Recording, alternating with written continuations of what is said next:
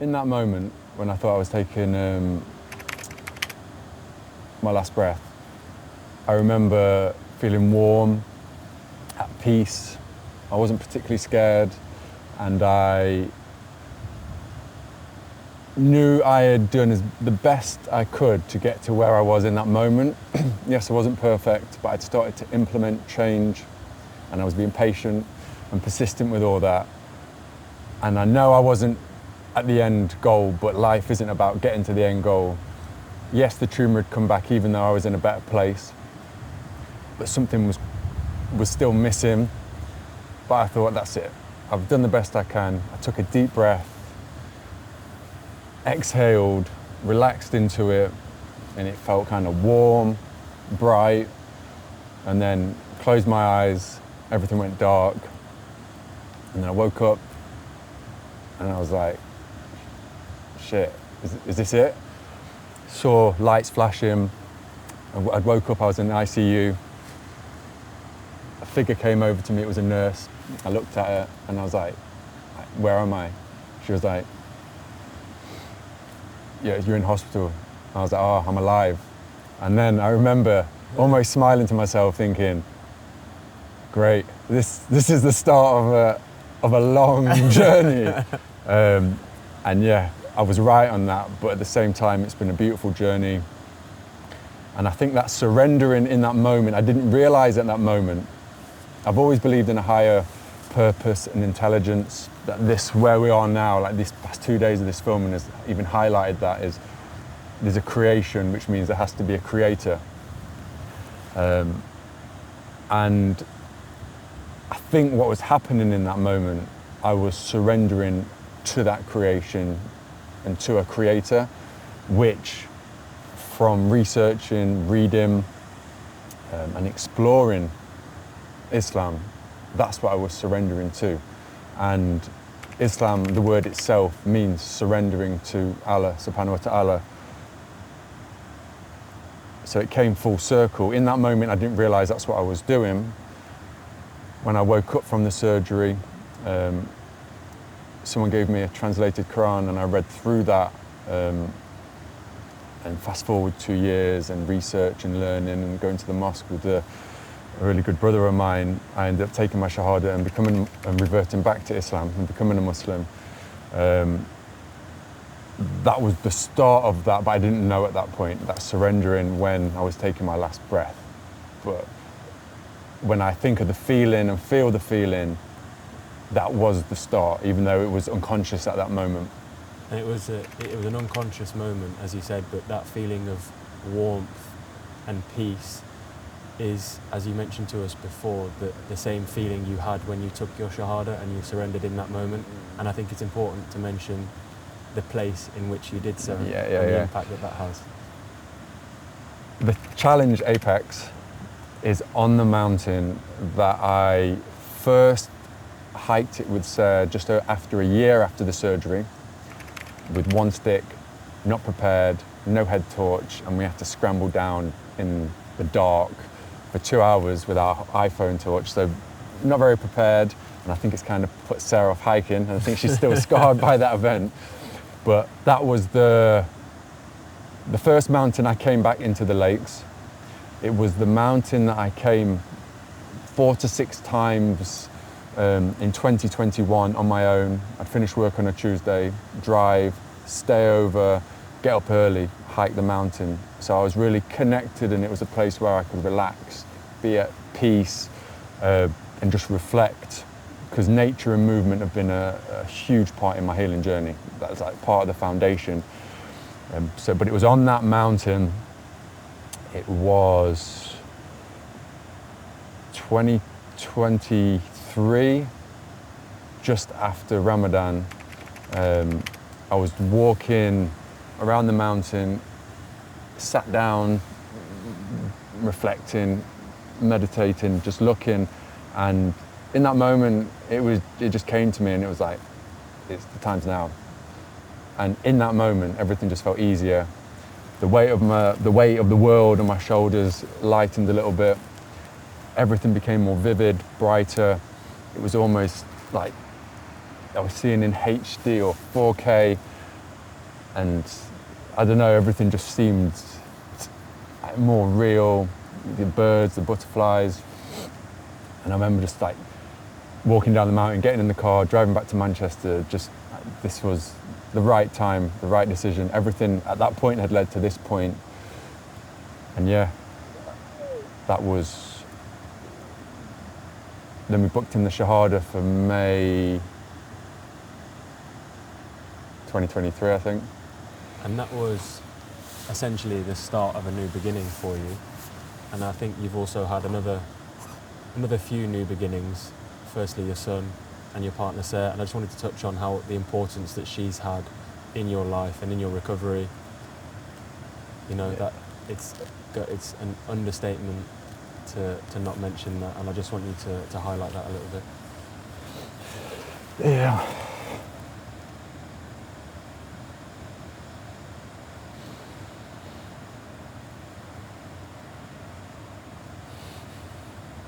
It's hard to talk about, man. Take a minute, bro. It's okay.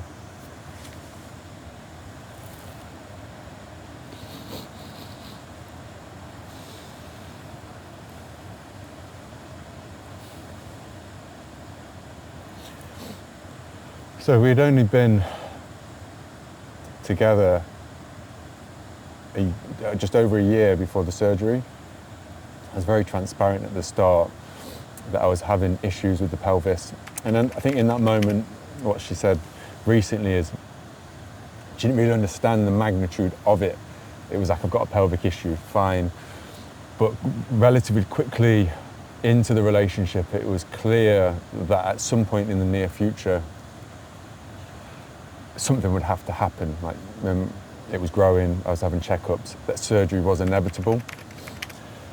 So it was a lot of stress on myself, stress on the relationship. And as I said before, I used the word burden. It was a burden on her, but she obviously took on that challenge. And without her, yes, I would still be here, but I probably wouldn't be here right now. Like you said, new beginnings. I wouldn't have my son, I wouldn't have the house. So my life would be very different, and I'm sure it would. It is a lot better now than it would have been, even though there's no comparison.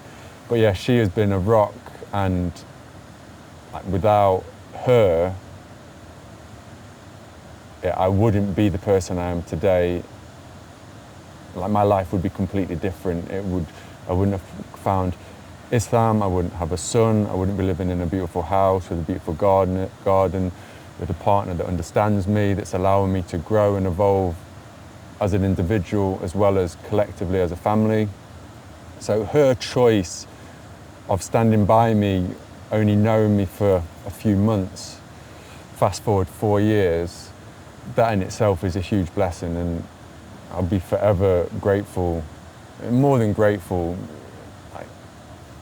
to her. It's hard to put into words. It's more of a feeling, but yeah, she was solid, like the solid foundation for me to be vulnerable in and open up in that situation. Because from the surgery in 2018, I was very closed off, very isolated. I only let a handful of people in, and all my good friends in Derby, I kind of pushed them back, not really knowing why, almost again like a self-sabotaging, disconnected behaviour, and it didn't faze them, and they didn't hold a grudge. And I've known them since I was 17, and I've apologised moving forward in regards to that. But I know I wanted to navigate this surgery in 2022 completely different. I wanted to be open, I wanted to be vulnerable, I needed to communicate what I was feeling, not just for myself, but for close friends, family around me, Sarah in particular, because she's made the choice to support me. There's a time where you have to be open and communicate, even if you don't feel like it, particularly in the recovery, which was difficult, bedbound, in hospital for 3 weeks, came out, couldn't really do anything myself. So I needed that support. So I needed to remove myself out of the way, like be vulnerable, have no ego, and just receive the care that I needed, which is difficult sometimes. And it must have been extremely difficult for her. So new into a relationship, at any point in a relationship, the amount of stress and strain on the relationship, and then the energy and effort and love and space that she had to hold during that period. Everyone's life was put on hold, and it was all about me, which was difficult for me sometimes because it was frustrating. But I didn't want to beat myself up, feel bad, and have that energy. It was out of my control. I just had to accept that she's here to help me, support me. It was her decision, and I just have to accept that, move out of the way, and not one, feel bad, but also have the patience with her on the days that I'm frustrated. And we had our moments. If you imagine me confined in a flat, stressed, anxious, my life's changed a lot. Sarah's life's changed a lot. We had our moments, but I think that strengthened the foundation moving forward for us to be able to get through something like that, set us up for the future that we were going to have, that's progressed to the point now of obviously having our son, renovating a house together, to where we're at now. It's so beautiful to see, because obviously I've spoken to you extensively about your relationship with Sarah over the past few days, and obviously I knew you as a patient and as a friend when you'd first started dating. So, yeah. So to see, and at the time it was so early that we'd speak about things, and you'd be like, no, I can't let you know who she is. Yeah, I won't show you a picture. I won't let you know the name. Like, it's very early, man. And then to fast forward 4 years to, being introduced to your son, and to hear the relationship, and even just be an outsider and a fly on the wall into your relationship, and how you can see straight away the support, the communication, the love between both of you. It's completely reciprocated. That is such a beautiful thing, and it does lead me to then ask you to share some insight into the new beginning, and probably the most profound thing that has happened in your life, to welcoming your first son into the world. Yeah. So while we're talking on the topic of Sarah, when we met, so that was 2020, when you used to come to the practice with your mum. So how I met was, I went to mum's for Sunday dinner. She asked if I was seeing or dating anyone. I said, no, I'm having a break, just focusing on myself. Mm-hmm. That was the turning point for me to spend time on my own and just reflect in my own space and introspect and trying to figure out who I am, what I want in life, what I want in a relationship, rather than go from one relationship to the next without having that space to grow. So I was in that space, and Sarah had done an interview with the paper, and there was a fleeting comment where she said, I think they asked, are you seeing anyone? Are you in a relationship? And she went, no, I'm currently single, but if anyone wants to slide in my DMs. So mum read that, and I said, no, I'm not interested, not in her, just I'm not interested. Anyway, I read it and looked at her, and I was like, I think I recognise her from, she was on a show, Celebrity Get Me Out of Here, and I watched it a few episodes with mum. Recognised her for that, didn't necessarily recognise her for a Coronation Street, which has been in for 10 years. So I looked at her, and she's very pretty, and I was like, what have I got to lose? So I just slid into her DMs and said, hey, how you doing? Mum says you're looking for a boyfriend. Is she having me on? How you doing? And that was it. The rest is history. A week later, we met up in person just to see if we liked each other, rather than speak for months on end or weeks on end. Brilliant. We did, and then kind of the rest is history. But the newspapers have had this story that's completely fake, because we've never ever speak to any of the newspapers that we met in a mutual friend, we met via a mutual friend, blah, blah, blah. So I'll record this here to put that record straight if this does come out that wasn't it. I slid into the DMs. Good man. Yeah. Good man.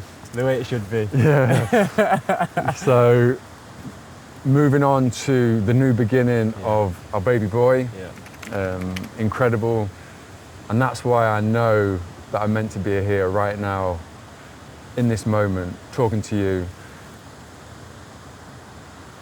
for him, basically. And again, that stems back to the challenge of all my challenges, obstacles, adversity from childhood, father leaving, growing up into a teenager, disconnected from myself, no male role model, being drawn to young men in the same situation, single parents, brought up by women, no father figure. You're always craving and looking for something, which was a godsend with the lads from Derby that I met at 17. They kept me grounded. We're a good group of guys, but I still felt like there was something missing, and not understanding why, and the impact of having a fatherless upbringing and the impact that had unconsciously. Self-sabotaging behaviour, feeling lost, disconnected, lacking worth, lacking self-confidence internally, but the facade that I showed externally, you would think that I had my shit together, that I was happy. And don't get me wrong, when I was unaware, navigating life unconsciously with zero reflection, I thought I was happy. And sometimes I reflect and think, oh, those years were easy, like there was no trying to be better. How can I be a tiny bit better each day in one part of my life? It was like, wake up, go to the gym, go and get my steps in, play basketball, go out, party, life's good. And then like mid-20s, I just had a bit of I was just sat there and I was like, life needs to be more than this. And this was before the wake-up calls. I'd had the first surgery. A few years later, I didn't really change my environment, change my lifestyle, so it was inevitable that you don't change an environment that caused a problem, disease, it's going to happen again. That's why so many people, I speak for myself, but you see so many people have a health problem, say cancer for example. They have the cancer removed, and then the stats are that it's probably going to come back, but that person's then dropped back into the same environment. They're eating the same, they're sleeping the same, they're in the same stressful relationship, they don't enjoy their job, they're not eating well, they're not walking, they're not hydrated. Of course, that same condition is what caused the disease in the first place. Don't get me wrong, there's a small percentage that are genetic, and no matter what you do, you'll probably get it. But 90% is lifestyle.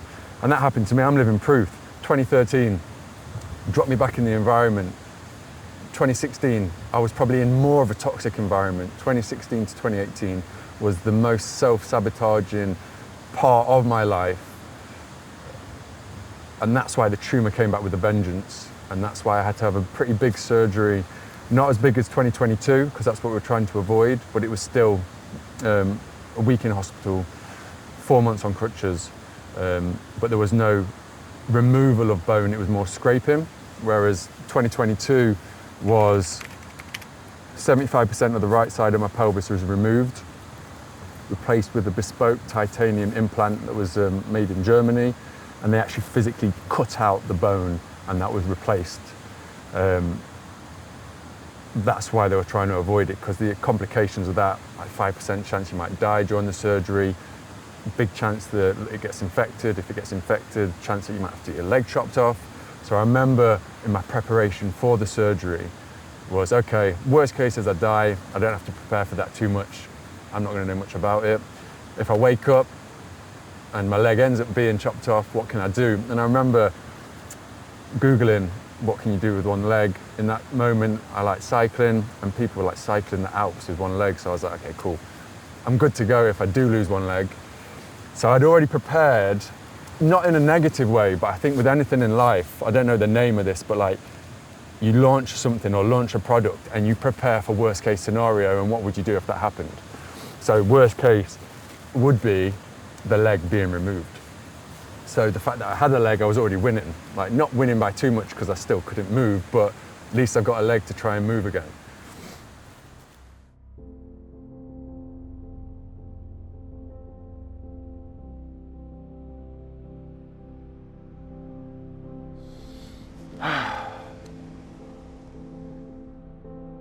When you're disconnected from yourself and not truly happy, you can only run away for so long. A wake-up call for me was on the way back from America, from another self-sabotaging holiday. I realized things needed to change.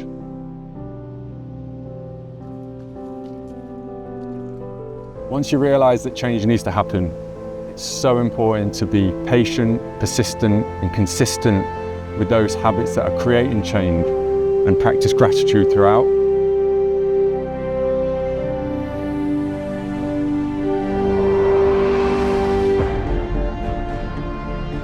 Change is never static. It demands constant adaptation, reflection, resilience. And that's what I want to show my son. So that's the reason why I chose to do the Apex Challenge, to show him that mindset is everything and that the only limitations are the ones that you put on yourself.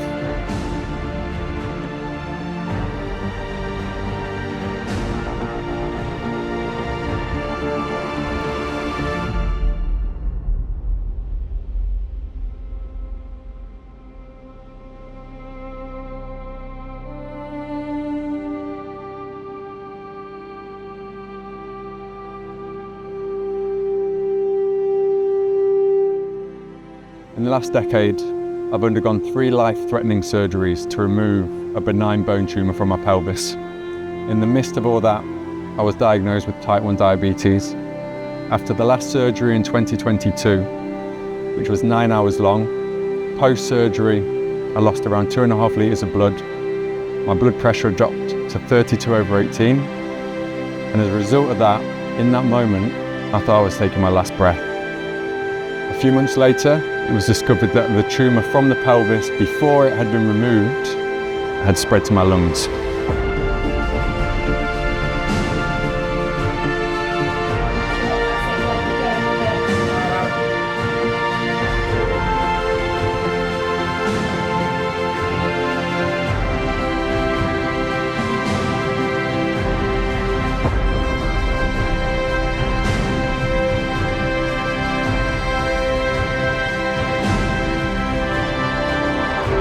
Everything in my life has led to this moment, the birth of my son.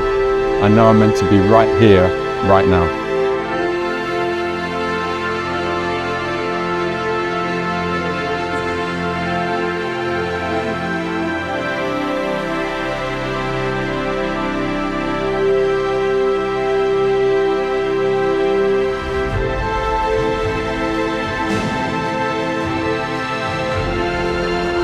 Two years ago, when I was lying in the hospital bed, I'd just taken like 10 steps, and one of the medical staff said to me, "You'll probably be able to walk, hike aided with sticks, but I doubt you'll be able to do Everest. In 2 weeks, I'm going to attempt to climb the height of Everest in 48 hours."